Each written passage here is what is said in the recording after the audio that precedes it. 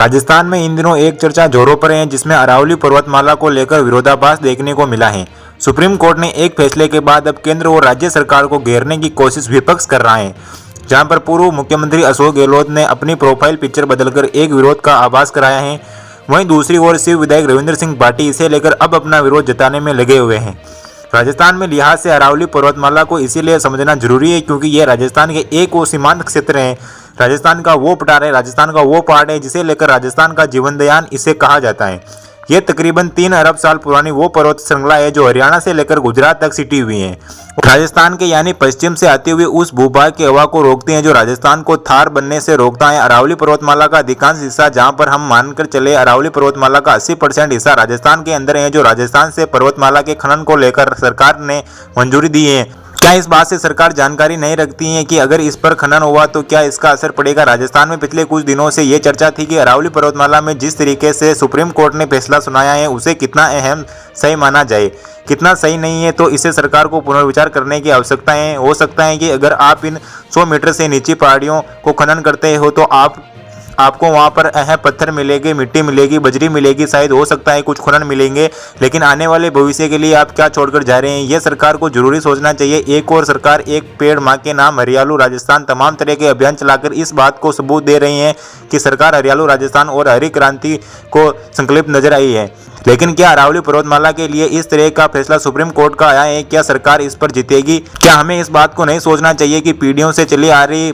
परंपरा, एक विरासत हमें मिली है, उसे उजागर कर देना, उसे निजी फायदे के लिए खत्म कर देना, क्या यह सही है?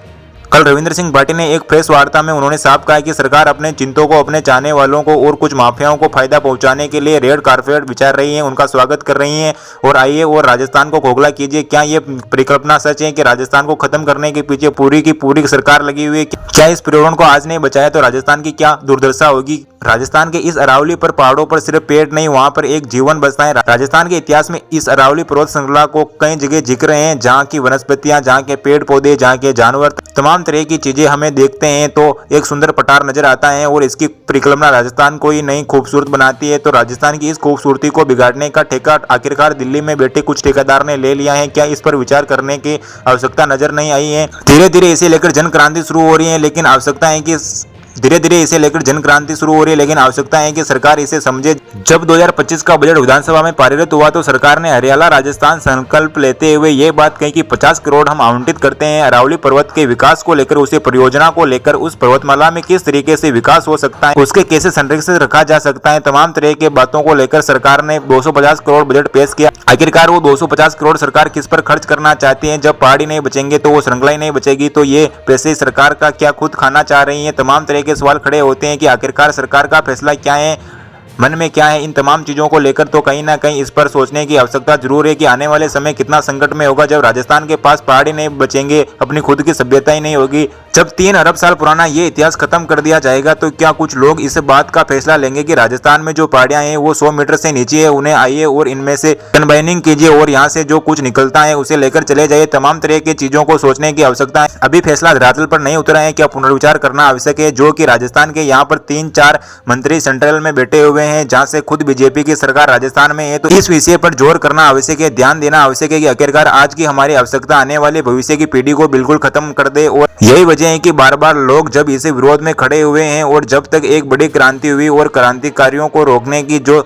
जहमत है ना, पार्टी ने सरकार में यही बात की कि आने वाले समय संघर्ष का जरूर होगा, लेकिन इस पीढ़ी को, इस संस्कृति को, इस राजस्थान को बचाने के लिए आवश्यक है कि अरावली की इस पर्वतमाला को बचाए रखना और खुद सरकार आगे चलकर इसे संरक्षित करना का काम करे, तभी राजस्थान जीवित रह सकेगा। और ना वरना हम देखते हैं कि राजस्थान ही नहीं बल्कि दिल्ली समेत कई राज्य थार मरुस्थल में तब्दील हो जाएंगे। जब राजस्थान से यहाँ पर दौरों की हवा चलेगी तो कहीं ना कहीं एक बड़ा नुकसान पूरे भारत उत्तर क्षेत्रों में देखने को मिल सकता है। न्यूज VS को सब्सक्राइब करें।